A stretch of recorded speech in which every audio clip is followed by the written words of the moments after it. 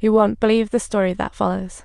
Chihiro almost choked on the guest's attitude, fell into the bathtub, and when she finally regained her senses, she found a stick sticking. When Yubaba learned of the guest's trouble, she clasped hands and poof materialized a rope.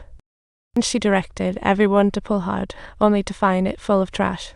Chihiro felt like she was in a delivery package, water wrapping around her for a warm bath. The guest was the famous river spirit, giving Chihiro a pill as a thank you, a true hospitality hero. Meanwhile, everyone else was busy picking up the mess, making it a comical scene. Everyone was as happy as if they'd hit the lottery for finishing the job, and Yubaba praised Chihiro as a capable little helper. At night, Chihiro shared her story, dreaming of saving her parents, while Lin dreamed of making enough money to leave, and then discovered the town was cruising on water. It turns out this place turns into a sea whenever it rains, and coincidentally, a frog was sneaking into the bathroom like a scene from The Frog Prince. But wait for it. The frog was on a quest for delicacies, searching for treats on the ground with a toothpick. Suddenly, gold fell from the sky. She mistook No Face for a potential client and told him to come back tomorrow, but then No Face pulled a surprise on her. The frog realized it had a money-making opportunity, but didn't see No Face's devious plan coming. It was literally a slip and fall. In the end, No Face grabbed the frog and swallowed it whole, just as the manager rushed in after hearing the commotion. No Face pulled out gold, eager for a bath, even asking the manager to wake everyone up to work. The next day, Chihiro woke up to find the place utterly deserted. It truly turned into the ocean outside, just as Lin said, and seeing the smoke from the boiler, Chihiro thought she had slept through the night. While the bathhouse was buzzing, everyone was diligently at work, terrified of slacking off for the guests, showcasing their best skills, and Lin informed her a very generous guest had arrived, and just greeting him would get you gold. They planned to cash in while Yubaba was still asleep, but all Chihiro wanted was to save her parent. She hoped her father wouldn't be eaten, and just as she was worrying about her parents, she saw the dragon boy being chased like a headless chicken. Chihiro quickly shut the door, but to her surprise, those little paper figures didn't harm her at all. They hurriedly left, and the dragon boy was seriously injured, but under the circumstances, the paper figures retreated while he quickly flew towards. Chihiro thought the dragon boy might not return, so she followed, but had no idea there was a paper figure on her shoulder.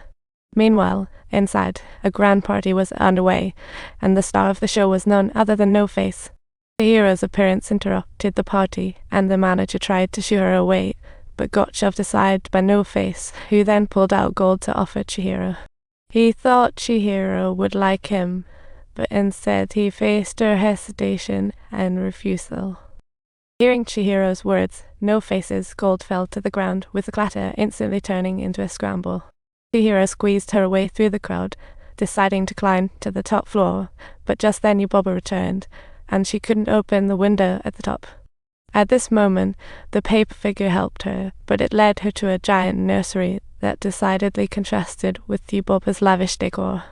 Upon hearing Yubaba looking for her, Chihiro quickly dove into a pile of pillows to be as sneaky as a ninja. When Yubaba entered, she flipped open the pillows to reveal an adorable baby's face, truly a super caring mom. However, just as Chihiro was leaving, the baby caught her and thanked her for the company. Talk about an inconvenient situation. The chubby baby demanded Chihiro stay and play, threatening to break her arm if she refused, a total little tyrant. Chihiro showed her blood-stained hand, making it clear she didn't want to stay, leaving the chubby baby shocked, causing an eruption of wails. Then, Chihiro tried to wake up the dragon boy, but Yubaba's minions kept bothering her like playful kittens teasing a mouse. Who would have thought? The chubby baby in the room suddenly wanted to go out and play. If Chihiro wouldn't play with him, he'd cry until Yubaba showed up, such a tricky little brat. Chihiro was just about to explain when the baby suddenly burst into tears, making her want to cover her. "You're too fat."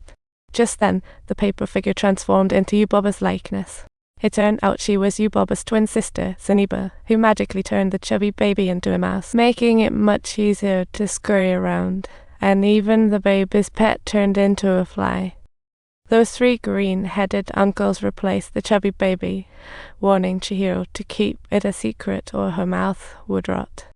Turned out the dragon boy had stolen Zeniba's most important skill, and she felt sorry for him, a real tangled situation. No matter how Zeniba pleaded, Chihiro wouldn't let go of the dragon boy, and just then, the chubby baby mistakenly saw them as toys. They had no choice but to seek help from Chihiro just as the dragon boy awakened, turning the scene into chaos. The dragon boy didn't hesitate and smashed the paper figure, which Zeniba missed, leading them to fall into the abyss together.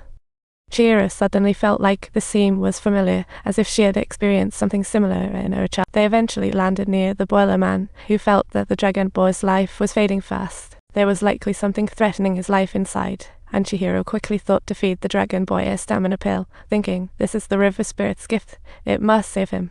Seeing the dragon boy refuse to open his mouth, Chihiro bit half of it and directly fed it to him, and never giving up. Despite the bitterness of the pill making the dragon boy struggle, it finally showed results. The dragon boy spat out a black mass, which turned out to be Zeniba's seal, complete with a nasty black bug on top. In the end, Chihiro stamped on that bug, saving the day and giving herself a much-needed relief.